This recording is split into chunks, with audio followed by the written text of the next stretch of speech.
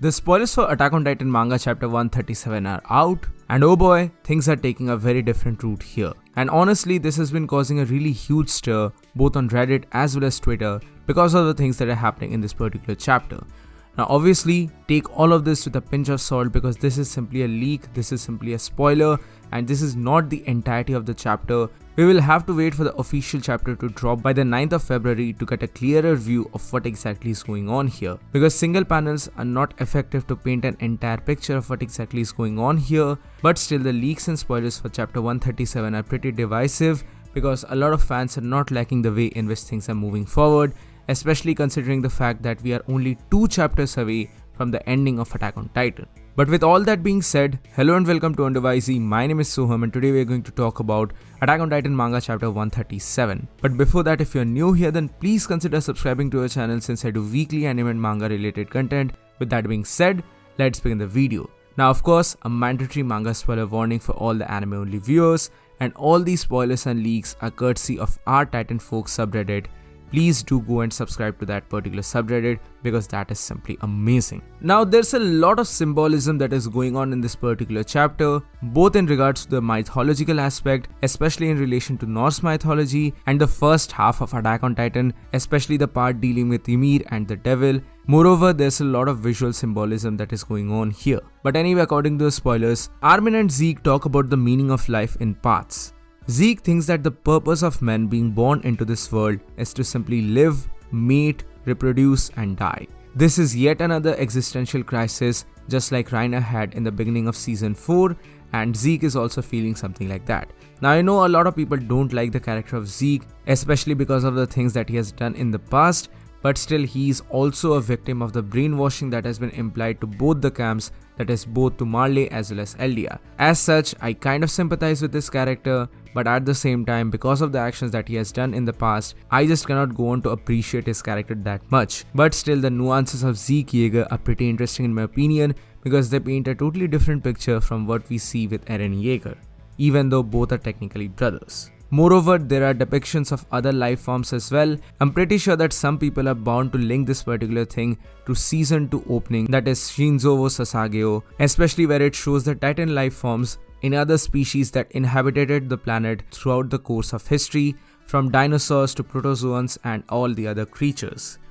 I don't exactly know if that is going to be the case here. There is no clear indication to all of this, but it's just shown here and I'm pretty sure that a lot of people are going to make that particular connection. But moving on, Armin picks up a leaf which represents the memories of Eren, Mikasa and Armin's childhood, claiming that memories like these do not have basically any link to reproduction, yet they are not meaningless.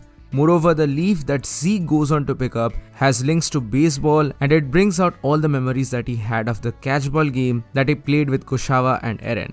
This is pretty interesting in my opinion because this paints the picture of Yggdrasil and all the other things that we have seen in the show so far, especially in relation to the founder Ymir as well as the devil, and that kind of a visual similarity is actually present later on in this particular chapter as well. Moreover, Zeke goes on to say that sure, these memories do not benefit reproduction, but he would rather keep playing catchball. Meanwhile, many of the deceased appear in the background, from Porco, Ymir, Grisha, Kusawa, Bertolt, Marcel, etc., along with the founding Ymir standing aside them. All of this is happening in the Paths dimension, and both Zeke and Ymir ask for their help.